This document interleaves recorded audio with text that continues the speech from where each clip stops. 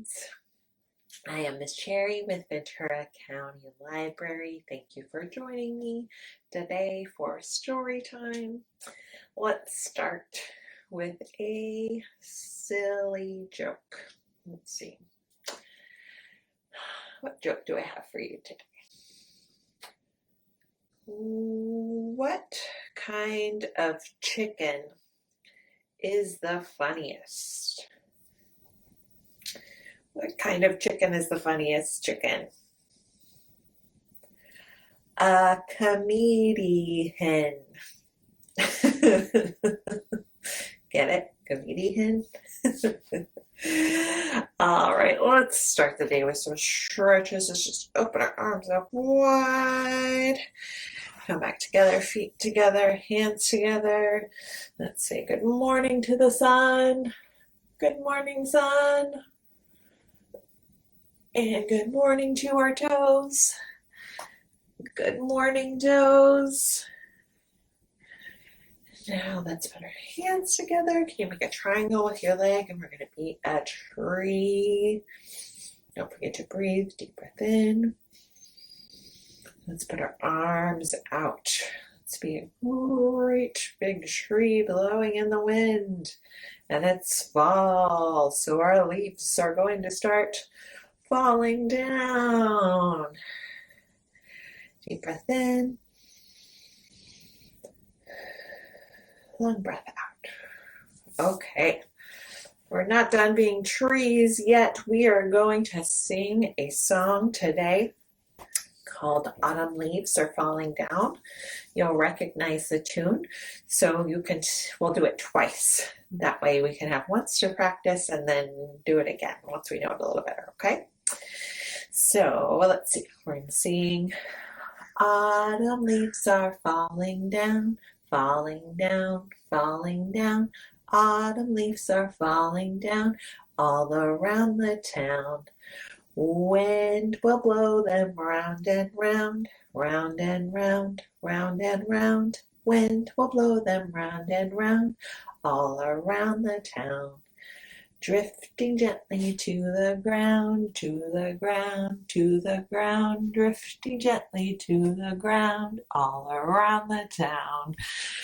Take the leaves, let's make a rake. Take the leaves and rake them up, rake them up, rake them up. Let's do the other side. Take the leaves and rake them up all around the town.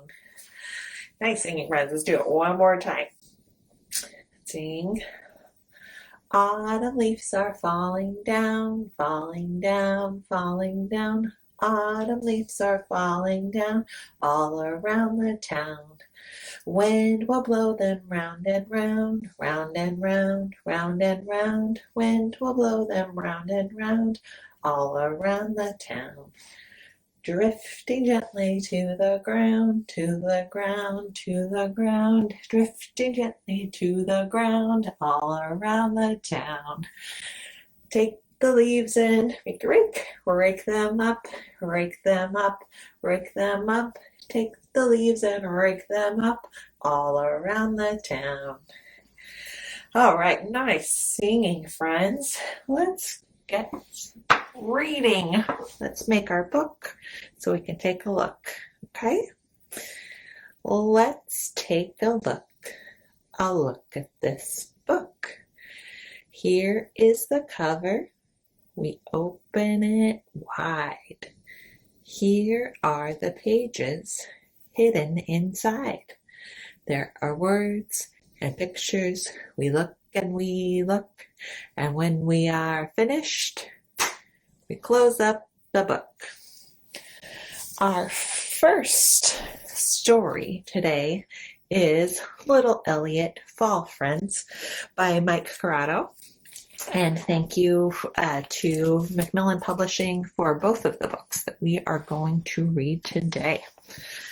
Let's see, what do we see here? Ooh, lots of apples. I think of apples when I think of fall. Little Elliot, Fall Friends. Little Elliot and his best friend, Mouse, loved living in the big city. Ooh, it's a bright and shiny city.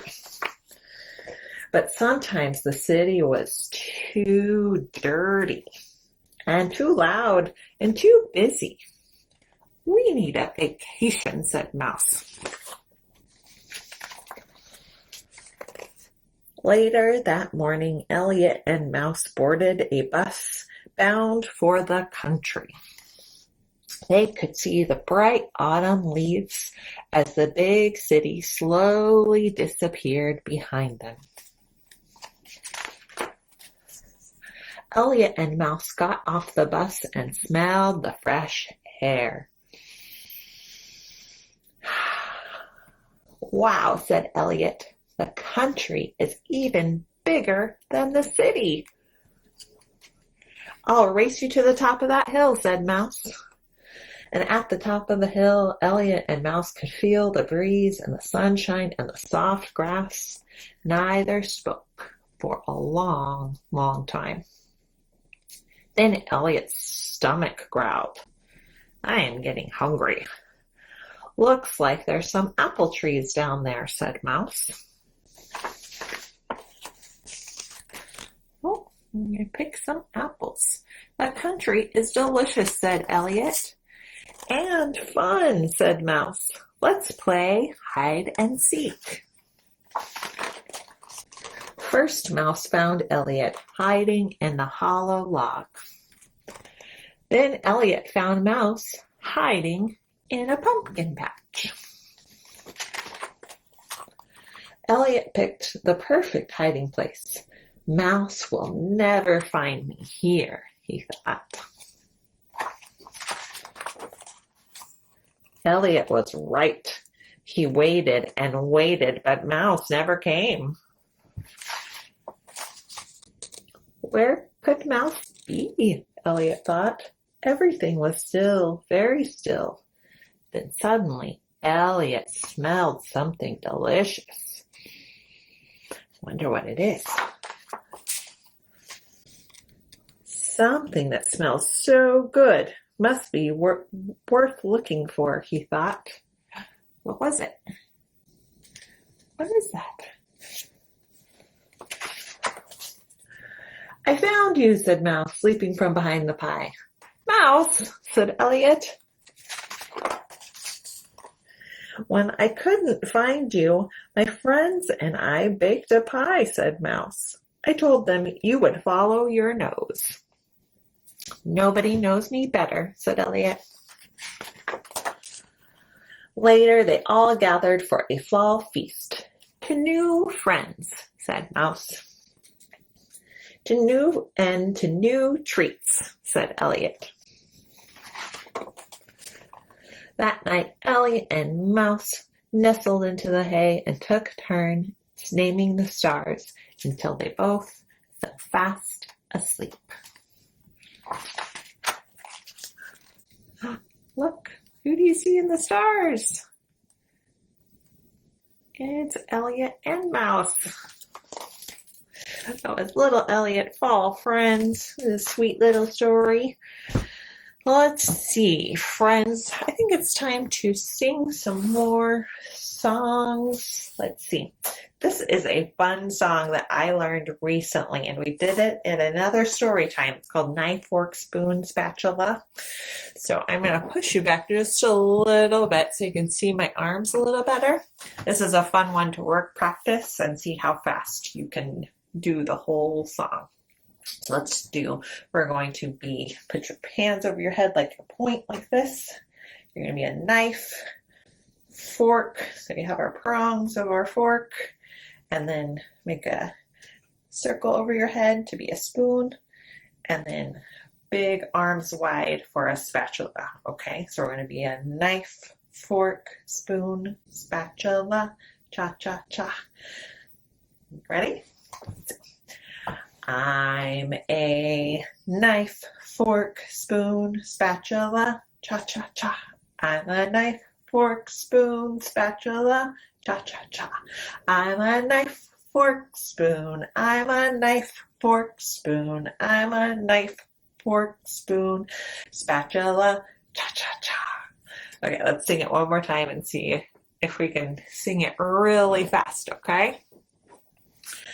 I'm a knife, fork, spoon, spatula, cha-cha-cha. I'm a knife, fork, spoon, spatula, cha-cha-cha. I'm a knife, fork, spoon. I'm a knife, fork, spoon. I'm a knife, fork, spoon, spatula, cha-cha-cha. That's a fun song to sing at any mealtime. But when we have a meal, what do we need to do before we eat breakfast or a snack or lunch or dinner? We need to wash our hands. And our next book is called Pumpkin Soup. So before we have our pumpkin soup, let's wash our hands. We're going to sing the hand washing song. Ready? Let's get our hands ready for washing and our voices ready for singing. And sing tops and bottoms, tops and bottoms, in between,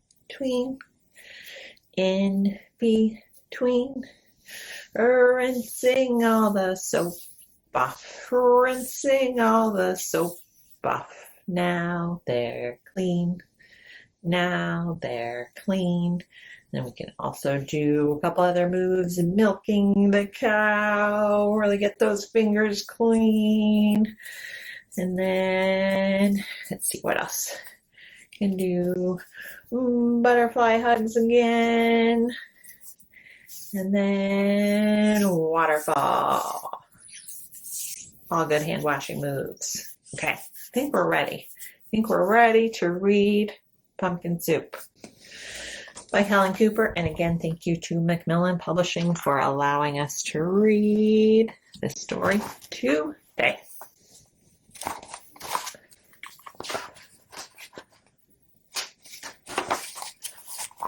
Pumpkin Soup.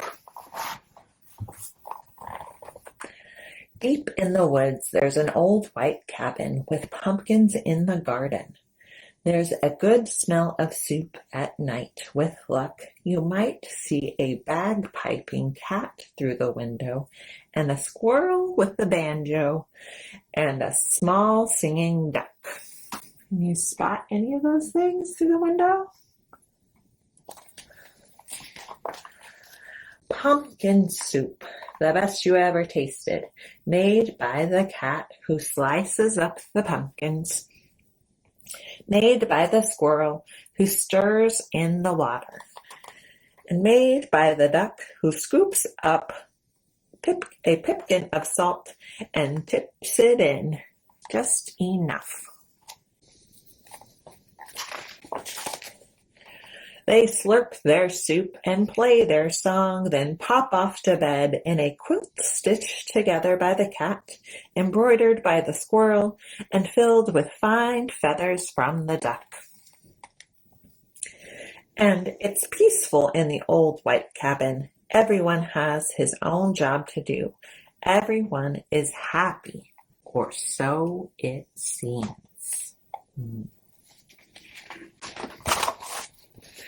But one morning, the duck woke up early. He tiptoed to the kitchen and smiled at the squirrel's special spoon. Oh, there it is. There's the special spoon. Wouldn't it be fine, he murmured, if I could be the head cook? He drew up a stool and hopped on top and reached until his beak touched the tip of the spoon. Kerplunk! Whew! Down it clattered. Then the duck trotted back to the bedroom, held up the spoon, and said, "Today it's my turn to stir the soup." "That's mine," squeaked Squirrel. "Stirring is my job. Give that back." "You're much too small," said the cat. "We'll cook the way we always have." But the duck held on tight until the squirrel tugged with all his might, and whoops! The spoon spun through the air and bopped Cat on the head. Then there was a trouble and horrible squabble, a row, a racket, a rumpus, and all in the old white cabin. I'm not staying here, wailed the duck. You'll never let me help with anything. And he packed up a wheelbarrow, put on his hat, and waddled away. There he is. You'll be back, stormed the cat, after we've cleaned up. And the squirrel shook his spoon in the air, but the duck didn't come back.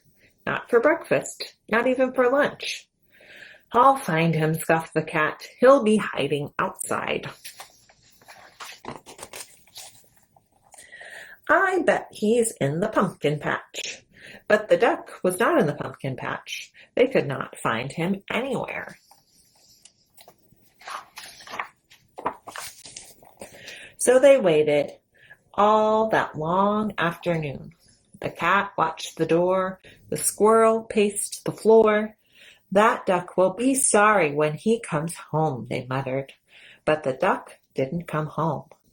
Not even at soup time. The soup wasn't tasty. They'd made it too salty. They didn't feel hungry anyway. They both sobbed over supper, and their tears dripped into the soup and made it even saltier. We should have let him stir the soup, sniffled the squirrel. He was only trying to help, wept the cat. Let's go out and look for him. The cat and the squirrel were scared as they wandered down the path in the dark, dark woods. They feared for the duck, all alone in the trees, and with the foxes and the wolves and the witches and the bears, but they couldn't find him. On and on they trudged until they reached the edge of a steep, steep cliff. Maybe he fell down that, wailed the cat. I'll save him, squeaked the squirrel, and he scrambled down on a long, shaky rope. He searched all around on the ground, but he couldn't find the duck. Then Cat whispered in a sad little voice, Duck might have found some better friends. He might, sighed the squirrel, friends who let him help. And the more they thought about it, and they thought about it more as they plodded back, and the more they were sure they were right. But when they were almost home, they saw a light shining from the old white cabin. It's Duck, they shrieked as they burst through the door, and the duck was so happy to see them. He was also very hungry, and though it was late, they thought they would all make, what do you think they're going to make? Some pumpkin soup. When the duck stirred, the cat and the squirrel didn't say a word, not even when the duck stirred the soup so fast that it slopped right out of the pot. Not even when the pot got burnt. Then the duck showed the squirrel how to measure out the salt, and the soup was still the best you ever tasted. So once again, it was peaceful in the old white cabin, until Duck said, I think I'll play the bagpipes now. Oh, and then what happened? There they go, fighting again. That was Pumpkin Soup by Helen Cooper, a sweet story about compromising and working with our friends, right? All right, let's sing one more song before we sing our goodbye song. Since we read about pumpkin soup, let's do the rhyme 5 Little Pumpkins. And we're going to do the fall version. So instead of witches in the air, for the second pumpkin, we're going to sing There's a Chill in the Air. Okay? So let's get 5 little pumpkins. 5 little pumpkins sitting on the gate. The first one said, oh my, it's getting late. The second one said, there's a chill in the air. The third one said, but we don't care. The fourth one said, let's run and run and run. The fifth one said, I'm ready for some fun. Who went the wind and out went the light, and the 5 little pumpkins rolled out of sight. All right, friends, let's sing our goodbye song, and I think that we should tickle the stars and tickle our toes and turn around and around and tickle our nose. Reach down low and reach up high. Story time is over. Let's wave. Bye-bye. Bye, friends. Thank you for joining me today. I'll see you at the next story time.